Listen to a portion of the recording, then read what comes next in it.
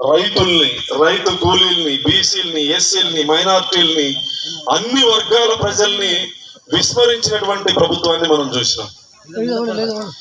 ముఖ్యంగా గ్రామ పంచాయతీల ద్వారా గ్రామాల్ని అభివృద్ధి చేసేటువంటి వ్యవస్థని సర్వనాశనం చేసినటువంటి జగన్మోహన్ రెడ్డి ప్రభుత్వాన్ని మనం చూసాం. 5 సంవత్సరాల్లో పంచాయతీలకి ₹1 డబ్బులు మంజూరు చేసినటువంటి పరిస్థితి లేదు. చంద్రబాబు నాయుడు గారు ముఖ్యమంత్రి అయిన తర్వాత ప్రతి పంచాయతీకి మౌలిక వసతుల కోసం, తాగునీటి అవసరాల కోసం, డ్రైనేజీనో లేదా రోడ్ల కోసం ప్రతి పంచాయతీకి డబ్బులు మంజూరు చేసినటువంటి సందర్భం. గత 5 సంవత్సరాల్లో 1 కిలోమీటర్ సీసీ రోడ్డు వేశారు మీ పంచాయతీల్లో. ఇప్పుడు మీ పంచాయతీలకు సంబంధించి సీసీ రోడ్లకి 45 లక్షల రూపాయలు శాంక్షన్ చేయడం జరిగింది. అన్ని గ్రామాలకు దాదాపు నియోజకవర్గానికి 25 కోట్ల రూపాయలు రోడ్లు మంజూరు చేయడం జరిగింది. నియోజకవర్గం మొత్తం గ్రామాల్లో రోడ్లు లేని విలేజ్లు రాబోయే 5 సంవత్సరాలుగా ఉండవు. ప్రతి ఊరికి తార్ రోడ్డు ఉంటుంది, ప్రతి గ్రామంలో సీసీ రోడ్లు ఉంటాయి. ఆ రకంగా చంద్రబాబు నాయుడు గారి ఆధ్వర్యంలో నియోజకవర్గాన్ని అభివృద్ధి చేయాలని ముందుకు పోతున్నటువంటి పరిస్థితి. మీరందరూ నేను ఈ నియోజకవర్గానికి చంద్రబాబు నాయుడు గారు అభ్యర్థిగా ప్రకటిస్తే మీ ఊరికి గుండుమూరి తిప్పేశ్వరమన్న గారి ఆధ్వర్యంలో శ్రీనివాస్ మూర్తి అన్న అందరి సహకారంతో మీ ఊరికి రావడం జరిగింది. మీ ఊరి ప్రచారానికి వచ్చినప్పుడు ఏ గ్రామ సర్పంచ్ కానీ గ్రామాల నాయకులు కానీ పంచాయతీని దత్తత తీసుకోమని అడగలేదు. మీ సర్పంచ్ ఇందాక శ్రీనివాస్ మూర్తి అని చెప్పినాడు, చాలా తెలివైనవాడని. దత్తత తీసుకోమని చెప్పి అడిగితే మిగతా పంచాయతీలు కూడా నేను ఎమ్మెల్యే అయితే అన్ని సమానంగా చూడాలి కాబట్టి నువ్వు అడిగినావు కాబట్టి 1 నెల జీతం కోడిపల్లి పంచాయతీ ఎన్టీఆర్ సుజల సమితి ఉంది, ఇక్కడ ఉంది, ఇంకే పంచాయతీలో లేదు, ఊరు గ్రామంలో. ఆ గ్రామంలో ఎన్టీఆర్ సుజల సమితికి 1 నెల జీతం ఇస్తా, మిగతాది మీ పంచాయతీ నిధులతో ఇచ్చి అది చేయాలని చెప్పి మీ ముందర సర్పంచ్ గారిని ఆదేశించడమో లేదా హామీ ఇవ్వడమో 2 జరుగుతూ ఉన్నాయి. మీ పంచాయతీ గ్రామాల్లో ఉన్నటువంటి 5 పల్లెల్లో తాగునీటి సమస్యని పూర్తిగా పరిష్కరిస్తాం, సీసీ రోడ్లు వేస్తాం, మీ గ్రామాల మౌలిక వసతులకి కట్టుబడి ఉంటాం, ఖచ్చితంగా మీ గ్రామాల అభివృద్ధి చేస్తామని ఈ సందర్భంగా మీ అందరి ముందర మీ సమక్షంలో మాటిస్తూ, చంద్రబాబు గారు పెద్దాయన నేను నీకు డబ్బులు ఇస్తాను అనుకుంటారు, నీకు డబ్బులు ఇచ్చిందే నువ్వు చప్పట్లు కొట్టమని చెప్తాను అనుకుంటారు. వాళ్ళకి నచ్చితే కొడతారు, మనం చెప్పకూడదు. గౌరవ ముఖ్యమంత్రి చంద్రబాబు నాయుడు గారు గ్రామీణ వ్యవస్థల్ని బలోపేతం చేయాలి. గ్రామాలు ఈ రాష్ట్రానికి పట్టుకొమ్మలు.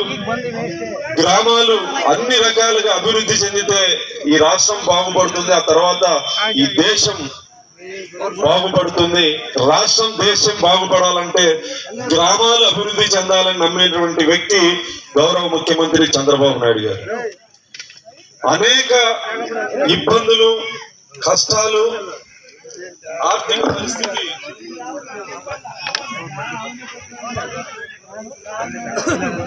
రీసౌండ్ వస్తుంది.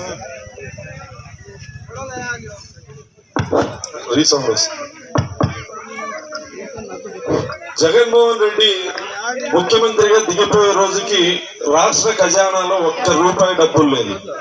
దాదాపు 14 లక్షల కోట్ల రూపాయలు అప్పు ఉంది. జగన్మోహన్ రెడ్డి చేసిన అప్పు. ఎన్నికల ముందు చంద్రబాబు గారు అవ్వాతాతలకి 4,000 రూపాయలు పెన్షన్ ఇస్తానని చెప్పేసి హామీ ఇవ్వడం జరిగింది. నిధులు లేకపోయినా అవ్వాతాతలకు ఇచ్చినటువంటి మాటకు కట్టుబడి గెలిచిన వెంటనే 1వ తారీఖు ఆ ముందు 3 నెలలు 1000 రూపాయలు, ఇప్పుడు కలిపి 7,000 రూపాయలు, దాదాపు మన నియోజకవర్గానికే 40 కోట్ల రూపాయల డబ్బులు అవ్వాతాతలకి పంచడం జరిగింది. 1వ తారీఖు ఆదివారం వస్తుందని చెప్పి ముందు రోజే పెన్షన్ ఇచ్చినటువంటి చరిత్ర భారతదేశంలో, ఆంధ్రప్రదేశ్ లో చంద్రబాబు నాయుడు గారి నాయకత్వంలో ఉంది.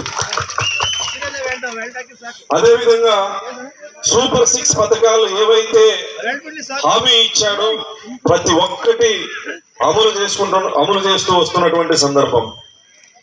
దీపావళి రోజు మీకు సిలిండర్లు ఇస్తామని చెప్పినాం కదా ఉచితంగా, చెప్పలేదా సారు? చెప్పి గుర్తుంటుందిలేమ్మా, మీకే అవసరం కదా అది. దీపావళి రోజు ఉచిత సిలిండర్ పథకాన్ని ప్రారంభించి ప్రతి ఇంటికి సిలిండర్ ఇవ్వడం జరుగుతుంది. సంవత్సరానికి 3 సిలిండర్లు ఉచితంగా ఇవ్వడం జరుగుతుంది. ఇంకా ఏం చెప్పాడు సారు? బస్సులు ఫ్రీ అని చెప్పినాడమ్మా.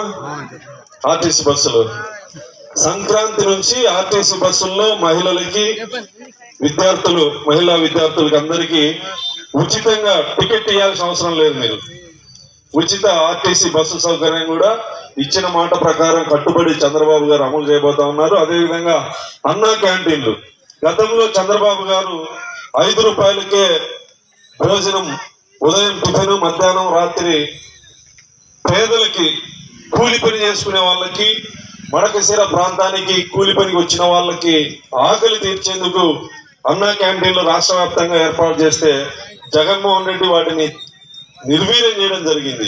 అవన్నీ పాడుపడిపోవడం జరిగింది. మళ్ళీ అవన్నీ నీట్ గా తయారు చేసి ఒక 10 రోజుల్లో మడకశిర అన్నా క్యాంటీన్ లో పేదలకి 5 రూపాయలకు ఉచిత భోజనం అందించబోతా ఉన్నాం. అదేవిధంగా అనేక కార్యక్రమాలు, రైతు సంక్షేమం, బీసీల సంక్షేమం, అన్ని వర్గాల ప్రజల యొక్క సంక్షేమమే ధ్యేయంగా చంద్రబాబు గారి పరిపాలన కొనసాగుతా ఉంది. గతంలో